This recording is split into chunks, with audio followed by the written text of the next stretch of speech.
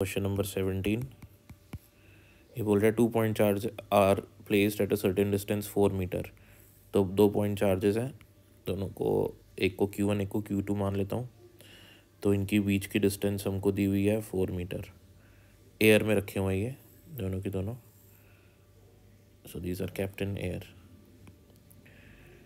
Exert a force on each other, तो ये मान लेते हैं कि ये F1 फोर्स लगा रहे हैं एक दूसरे के बीच में।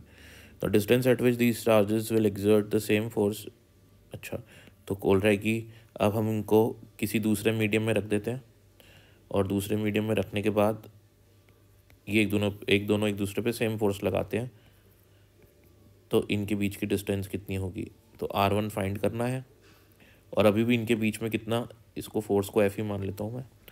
पहले भी F फोर्स लग रहा था, अभी भी F फोर्स लग रहा है, लेकिन ये जो मीडियम है, पहले तो एयर था मीडियम, अब ये मीडियम का डायलैक्ट्रिक कांस्टेंट हमको दिया हुआ है 16 दिया हुआ है। तो ये इन दोनों के बीच की डिस्टेंस कितनी होनी चाहिए, क्वेश्चन हमसे पूछ रहा है।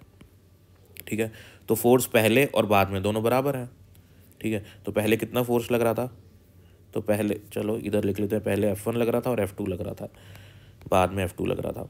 तो F1 फोर्स हो जाएगा मेरा K Q1 Q2/4 का स्क्वायर यानी कि 16।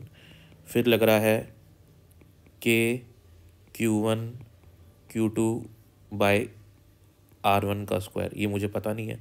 और एक प्रॉपर्टी होती है, अगर आप किसी चार्ज को किसी मीडियम में रखते हो जिसका डाइलेक्ट्रिक कांस्टेंट होता है K, तो फोर्स उतने टाइम्स कम हो जाता है।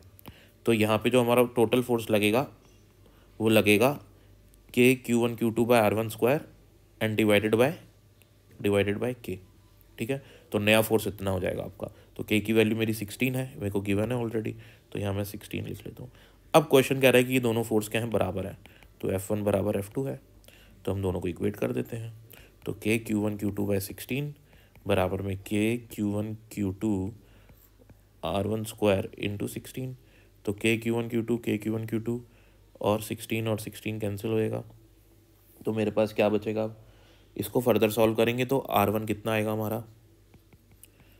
R1 आ जाएगा हमारा 1 के बराबर।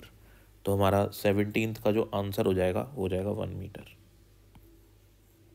ठीक है, so this is the answer to this question.